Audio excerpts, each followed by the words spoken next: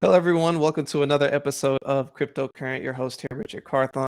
And today we got a special one for you. So, not only is this a game that brings some really unique NFT plays with it, the backstory I think is super unique and one of a kind. And you don't really see this happening even in the Web 2.0 space. So, I'm excited to bring on Arbiter Rex, who's with Blood Vessels, and he's one of the producers and game leads. How are you doing today? I'm great, Richard. How are you? Man, I'm great. I'm really excited to learn more about this project and what y'all have building. But before we do that, I want to learn a little bit more about you. Can you give us just a little bit of background on yourself? Yeah, so I have been working in games for about 11 years. I started in college. I worked on a game with a small group that eventually made it to console. We made a console game, which was cool. I joined a team here in Chicago after that made CCGs, mobile or web CCGs. And then we hooked up with Kongregate and produced a bunch of really fun mobile games. And then Kongregate purchased that company, and we came onto that mothership. And I moved through there as a producer, and now producer and lead on Blood Vessels, are one of our new Web3 games that Kongregate's working on. Yeah. That's cool. So you've been in the gaming space for a long time. You Mhm. got to go through an acquisition, which is always really cool. And you didn't get to take the lead on a new game. And one of the elements of the game is bringing in some of the Web3 elements to gaming. So what was that first introduction to the crypto blockchain Web3 space? Yeah, so we've been wanting to get into that at Kongregate for a while, and how we do it and what the right way to do it is was always on the board. We have a lot of awesome Web 2 games, a really great Web 2 space. We have a lot of mobile games, but what was our break-in for Web 3?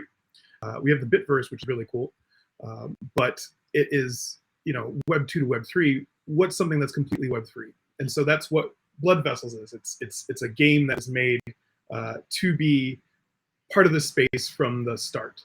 And the idea is to build a strong Discord community that is like really into what we're doing, the games we're making, the stories we're telling, and then also wants to tell us what they want to play, what they want to do with their characters. So yeah, Blood Vessels is a really unique project. It's an open world narrative game with TTRPG elements, so tabletop role playing game elements, and it's all played via Discord. Um, Wow. yeah, yeah. So I think that in itself is it's you own unique entry, right? So you're going through the path of Discord. A lot of people in the Web3 space are on Discord, especially around community building. A lot of them are engaging within Discord. So you've kind of taken that and you've tailored a game around that. So as I was looking through it, Blood Vessels is a community-driven experience set in forgotten era of Chicago's history, where you get to explore and decide the fate of the shadowy world brink of new era. Now, I think just that alone was like captivating for me. But then where y'all going levels deeper is by having like the gaming characters where they kind of go into like two different types where you have your apex and hybrid. So can you kind of unpack like the story around like what is centralized around the game? Yeah, absolutely. So Blood Vessels, like you said, takes place in Chicago during the World's Columbian Exposition, World Fair. Um, 30 years before that was the Chicago Fire. Uh, but an interesting piece of history is that not just Chicago burned that night. There was fires all around Wisconsin and Michigan. There was tons of fires.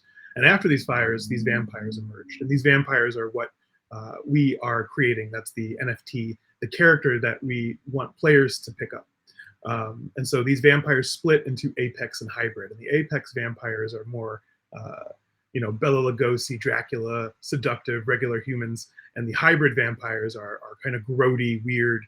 They show their monstrousness on the outside, monsters.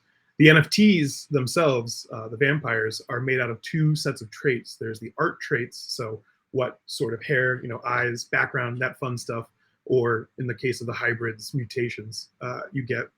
And then there's game stats attached to those as well, like strength, speed, intelligence. Those things are used in the gameplay portion, which occurs on the Discord.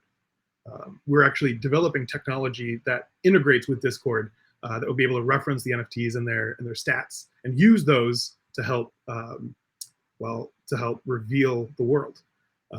The first bit of gameplay we're going to have is called narrative gameplay. So players will be able to take their vampire NFTs into the Discord and kind of explore a more on rails adventure where they will use their vampire stats to roll dice and determine successes and failures for an ongoing story.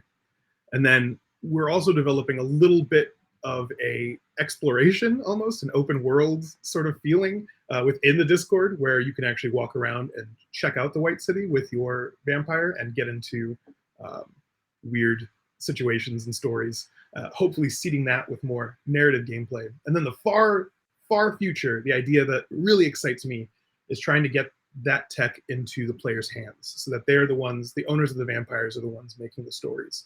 You know, it's us right now, but the idea is to have a community that's just building games and running games for each other with their vampires. So, yeah. I was going to say, like, that's just a really interesting vision. And as you look at a lot of games who are having success right now that have that open world appeal, usually a lot of the earlier stories and settings that are put in place, you kind of give this foundation. And then you then add tools for them to then go explore and start building themselves. And then they feel empowered to do that. I think it's a unique way of getting that started to where you know, you have your like traditional game. But I know I keep emphasizing this, but I think what's really cool about this is that y'all are doing this exclusively through Discord. So my question around that is, what made you make that choice, and then how are you tailoring such a dynamic experience specific to this environment? Yeah, so the choice, definitely, it's a unique path, and like you said, a lot of projects use Discord. A lot of things use Discord as a silo. The idea behind Blood Vessels is to not necessarily silo it, but have everything take place within the Discord.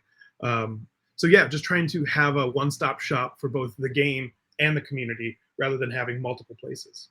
And Discord offers a lot of it's a pretty fun like sandbox to play in. There's some cool stuff that can happen, like some cool tech we can create around it that emphasizes the game, that emphasizes the coolness of your vampire, that helps create that sort of exploratory story adventure that you see around more traditional like tabletop role-playing tables, or spaces like Critical Role or D&D. You see more traditional stuff like that hopefully happening within our community. And just to touch on real quick what those kinds of games are is D&D, tabletop role-playing games. Those are like they are like a group storytelling version of RPGs, video game RPGs. There's a person usually who leads a group, and then there are players who play in the group, say what their characters do. For Blood Vessels, obviously it's going to be, we can't run that for everybody, so we created narrative story paths that kind of act like a choose your own danger adventure, where players will get into trouble and will have to use the stats of their NFT to get out of trouble. So what was the? I'm sorry, I got lost. No, that's a really good explanation. I want to kind of expand on that. So Sure. for a big craze that's out there right now for anyone who's watched Stranger Things, the latest season, and hopefully this is no spoilers, but in the latest season they have a moment where they play Dungeons and Dragons, and you'll notice that one of the lead people are the guide and who's trying to defeat Vecna. And then you see in the game, and like in the moment when they're going through that, that's kind of that scene is very similar to around the game around Blood Vessels. Would you say that's a pretty good description? Yeah. There will be an owner of a Blood Vessels NFT has a character that will get them access to Discord rooms that are just for owners of the vampires. And then those owners are able to go on these adventures to influence what adventures are going to come next, tell us what they're into. Ideally, we're writing content, we're creating content for a base of extremely like dedicated into this players that want to run with it and make more stuff. So right. Yeah, exactly. I think the Hellfire Club is a good example of like we're trying to do writ small, right, or writ large. Right. We're trying to create an entire Discord community of people that are very into these characters, into these stats, into this gameplay and mechanic, and encourage us to build more utility, build more fun game modes. For instance, our communities every day in our community they talk about hunting people hunting, as like they're like vampires hunting mortals. And there is no hunting mechanic yet, but it really makes sense to create one to help. Like that's what the community wants to do. They want to do that stuff, and so that informs us about what stuff they want to make.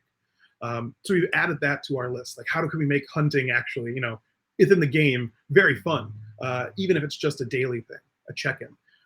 Yeah. So we're taking all of our game knowledge that Kongregate's accumulated over the years, all of our community knowledge, all of our business knowledge, and kind of putting it into Blood Vessels and these other projects to see like what we can do to create really fun games in this space, like and games that are able to be played like right after purchase, right? So the idea is that once the users have their vampire, it's not long after that the first narrative story drops, that the first utility is usable, and not soon after that.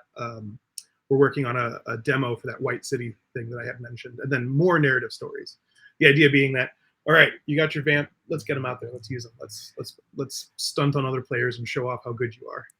Which is I think a good approach to it, because there's been several NFT products that have promised a game, but the game has never appeared.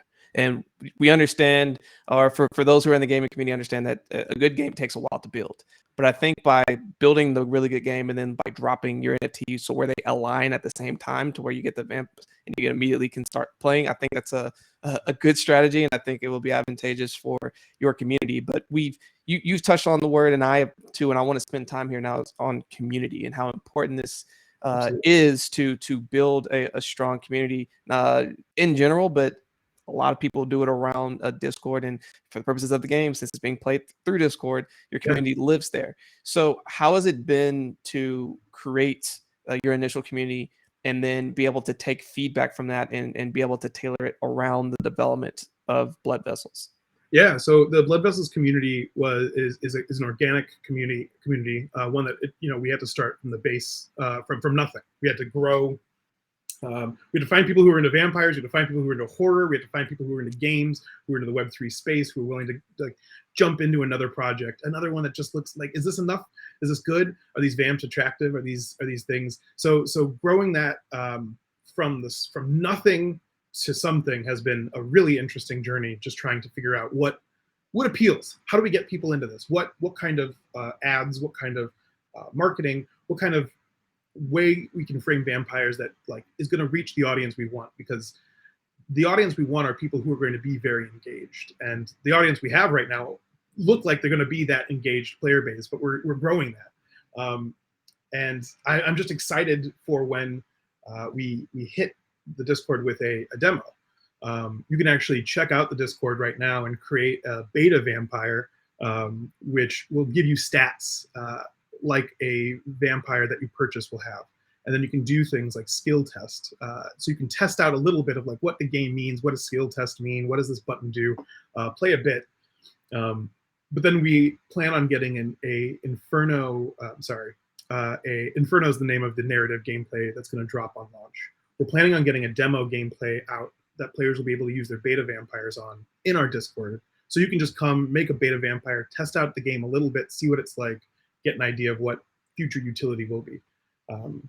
So yeah, just showing showing up to your community, letting them know you're logging in, you're ready, you're working today, posting art drops.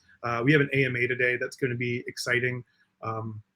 Yeah, just being engaged and remembering that, to get your community pumped, you have to be pumped. And over at Blood Vessels, we're pretty pumped about what we're making. Definitely, and you brought up your MA, and you have a couple exciting things on the horizon, and I believe you have a couple that you are able to share with us today. Yeah, right. So our mint date is going to be October 26th, Wednesday, October 26th, in the spooky season, but not too spooky, so we're not on the 31st. It'll be the 26th. And we're going to be dropping a pretty small pool at first, so only 250 vamps at first. Pretty exclusive. So we're growing our allow list right now. We have contests going on our Discord and usually on our Twitter. To grow that, there's a small group that is getting bigger. Yeah, those are some important. Well, I mean, that date coming up is extremely exciting. Definitely. Yeah. Yeah, and so you have a way for people to get on the allow list, which is great. Which when they're able to mint, you are one of those few that'll be on that exclusive list. So that's exciting for everyone that's looking to go and check that out, get more information. You go to bloodvessels.io. Make sure you go check them out and follow their socials as well. But Rex, you've been in this gaming space for a long time. You've been able to see how games have evolved in Web 2.0 and now as they're evolving into Web 3.0. What do you think is going to be crucial as we kind of go into this next phase of bringing gaming to the Web3 space? Yeah, I think the thing that makes me most excited about gaming in the Web3 space and what like Kongregate's doing with its platform, with Bitverse, with Blood Vessels, is the true ownership is something that gets hammered a lot with this tech, with NFTs. But honestly, it seems like the most exciting thing is having your cool thing and being able to use that cool thing in a different context. If I have a sword, a diamond sword in one game, it'd be really great if that meant something in a different game. And more importantly, if that game I have the diamond sword comes, where that diamond sword comes from, if that game goes away, I get to own that sword forever. That's my piece. And that's not something that anybody in the digital space has really had that confidence in for a very long time, or ever, right? If you played a game on mobile, if you played a game on a console or an MMO, you could invest tons of time into that, and then that just goes away if the servers close because that company doesn't want to make that game anymore. What the most exciting thing for me, like I said, is those toys, those bits go to you, the user, the player, and you get to keep that. And if that game goes away, that's fine, but you still have your trophies, you still have your characters, your whatever that reminds you of that, or maybe you can flip it and actually make a profit on it. And that's exciting. The true ownership of the toys, the pieces of the game parts is exciting. Yeah. I just to add to that, I think one of the things, the trophy piece of it, there is so many games where I've spent a tremendous amount of my time that I wish I had something that I could like personally just be able to go to and be like, yep, I did that, and that was a really great experience, etc. Yeah, And unfortunately can't, it just didn't exist, and now we have that. And on the other side too, there's people who like to flip. Like there's people who go and do a ton of work and would love to flip like this level 99 sword, and then you have this newbie that comes out that's level 20. They're like, oh, I'd love to buy that from you. They're like, great, here's my price, here you go. yeah. I mean, that grind mentality's already been that's always been there for like games, right? Diablo and other games where you're actually like you go in, you got to spend time looking for the right stuff, and now you get that piece. Like, what does that feel like? What can we do? The thing that like excites me is like, so I have that diamond sword, but it'd be really cool if this other game uses that diamond sword, but then another game uses that diamond sword, and if you can build sort of an ecosystem that plays with uses the toys that you have, that uses the pieces that you have in a fun and novel way, I think that's where the most excitement around Web3 gaming comes from me. Yeah. And I think that's going to continue to evolve, and I think we're just at the beginning of it. And I think Blood Vessels is going to be a really interesting place to start. But as we kind of wrap up here, man, I appreciate all the really good information you've dropped on us. And I always like to wrap up with a couple of fun questions. The first one being, you've been in this space for a long time. You've been building Blood Vessels now for a while. If you could go and impart a couple of pieces of wisdom to yourself when you first started building this, what would you tell yourself?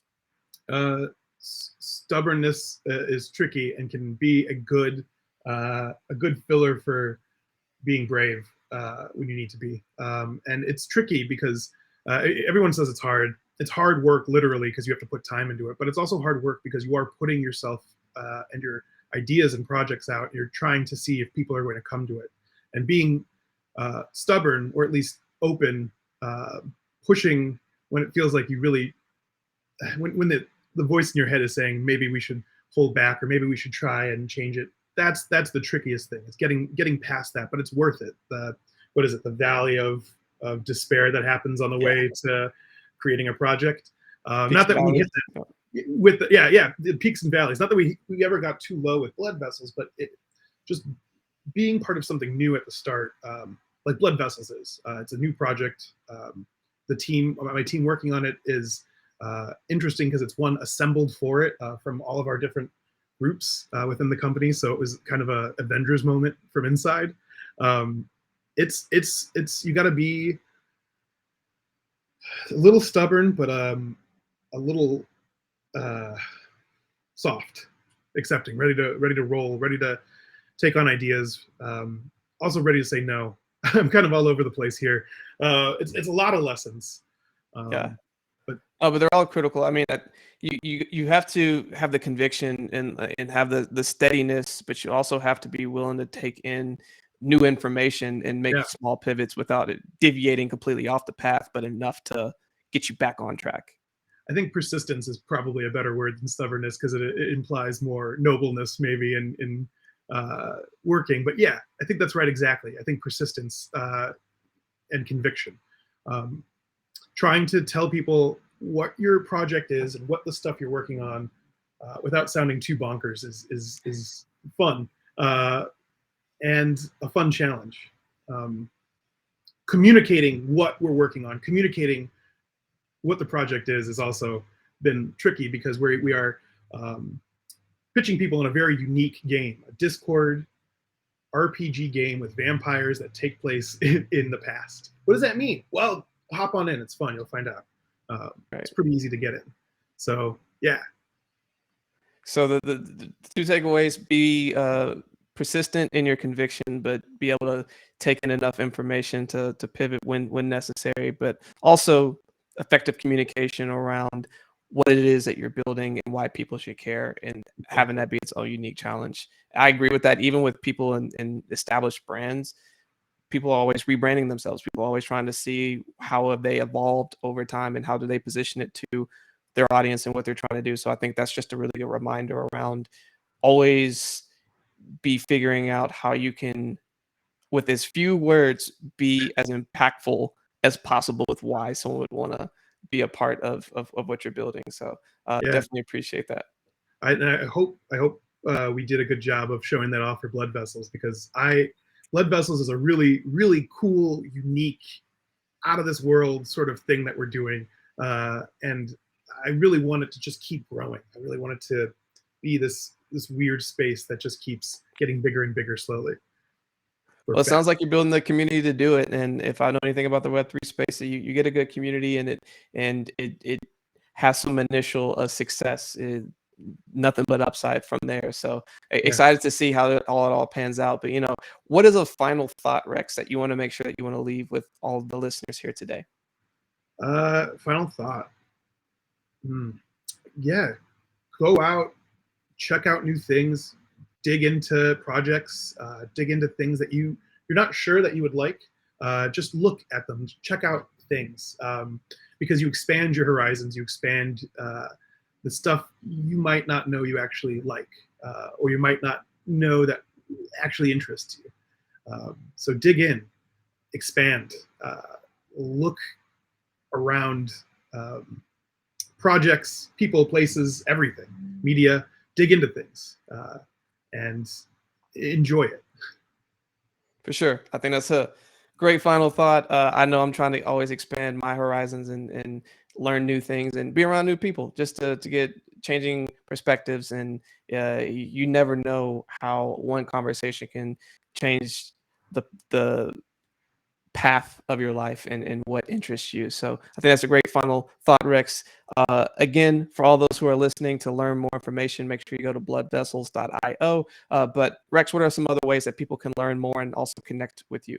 Yeah, we're on Twitter, we're on Discord.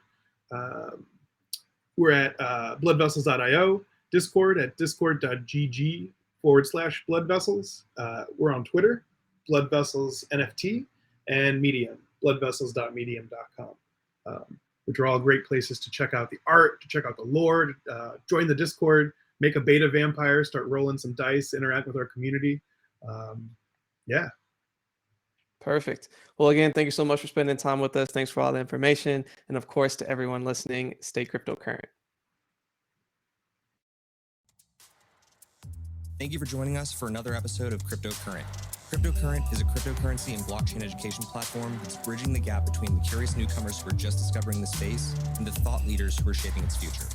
All opinions expressed by Richard Carthon, the Cryptocurrent team, and their guests on this show are exclusively their own opinions. This show and any other Cryptocurrent production is exclusively for informational purposes.